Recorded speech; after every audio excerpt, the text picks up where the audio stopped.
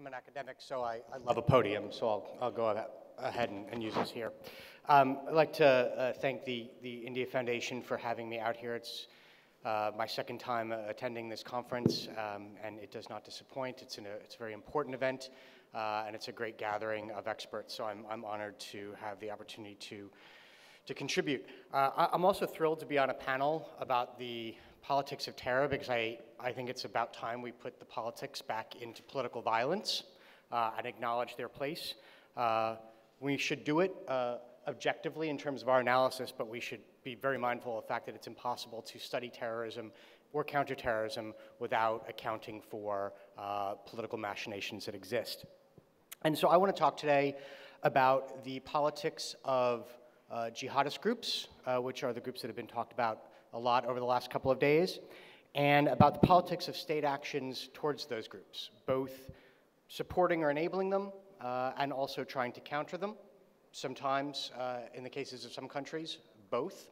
And then close by discussing how I see these connect with one another.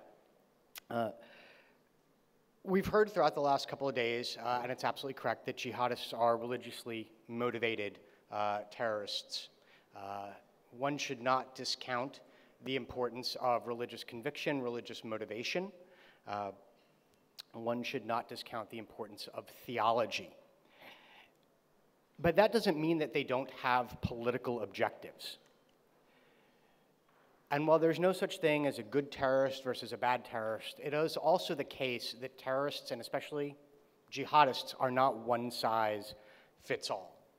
So it is important to draw distinctions between them in terms of what they are trying to achieve, in terms of their objectives.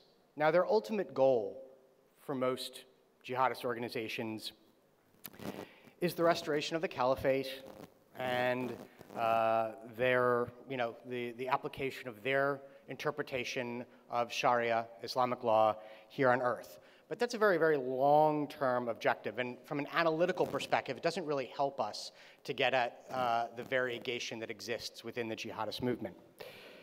And they are quite different in terms of their near and medium-term objectives. So I think it's helpful to look at the political content of their ideology.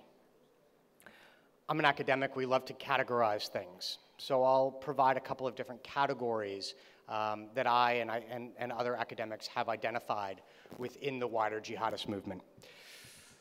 The first is revolutionary. These are jihadists who, in terms of the political content of their objectives, seek to overthrow what they believe are apostate Muslim regimes. Second would be pan-Islamic jihadists. These are those who, in terms of their political orientation, are more externally oriented. Think about Lashkar-e-Taiba, which perceives itself to be liberating lands that were, in their interpretation, under Muslim control and defending the Ummah. Whether or not one agrees with them, that's what they perceive themselves as doing. There are global jihadists, Al-Qaeda being the most famous, that focus historically on the United States and its Western allies.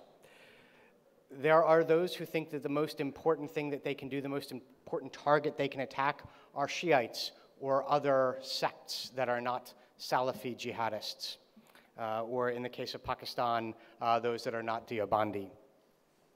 Now, of course, over the last 5 to 10 years, we've seen a hybridization, so that a lot of groups have multiple political objectives. They may be revolutionary and global. They may be pan-Islamic and global. They may be revolutionary and sectarian. One could argue that ISIS incorporated all of these. But it's nevertheless important to account for the fact that these groups have different motivations. And that's particularly important when we look at how states respond to them. All we need to do is look at this neighborhood to know that states don't treat all jihadist groups the same. When we talk about terrorist cooperation, when we talk about counterterrorism cooperation, we tend to talk a lot about shared threats. As a matter of fact, if you look at the United States strategies for counterterrorism, the concept of working with partners against shared threats comes up a lot. But there's a problem with that, in that it's not always enough to share a threat. And I would submit to you that one of the most critical aspects of this is how a state ranks a terrorist threat relative to other threats it faces, and I'll offer you a few examples. Is ISIS and al-Qaeda a threat for Turkey? Sure, it is.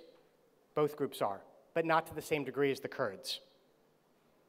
Are ISIS and al-Qaeda threats for the Saudis? 100%, but I'd submit that they worry more about Iran in the big picture. And of course, Pakistan has gone after some jihadist groups while supporting others, but it sees all jihadist groups, even the ones that challenge it, as posing a lower threat than, of course, India does to Pakistan.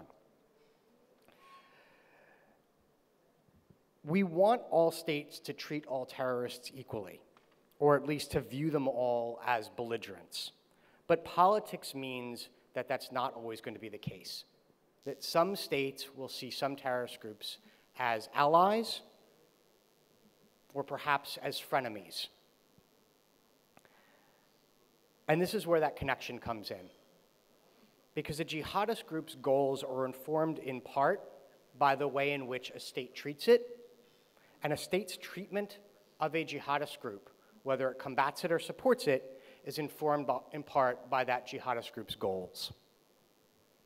So for example, and I'll come back to my hobby horse, Lashkar-e-Taiba, the fact that it's a pan-Islamic organization means that it's useful for the Pakistanis against India and in Afghanistan.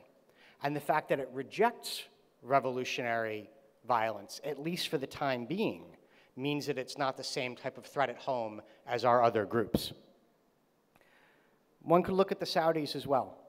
It's not that they don't fear ISIS or al-Qaeda, but they share, or at least until recently have shared, the same sectarian agenda. And Saudi clerics have helped to fuel that agenda. Saudi forces have fought alongside AQAP on the ground in Yemen against the Iranian-supported Houthis. Again, politics comes into play, threat perceptions come into play. And here's the rub, and I think we need to be honest about this.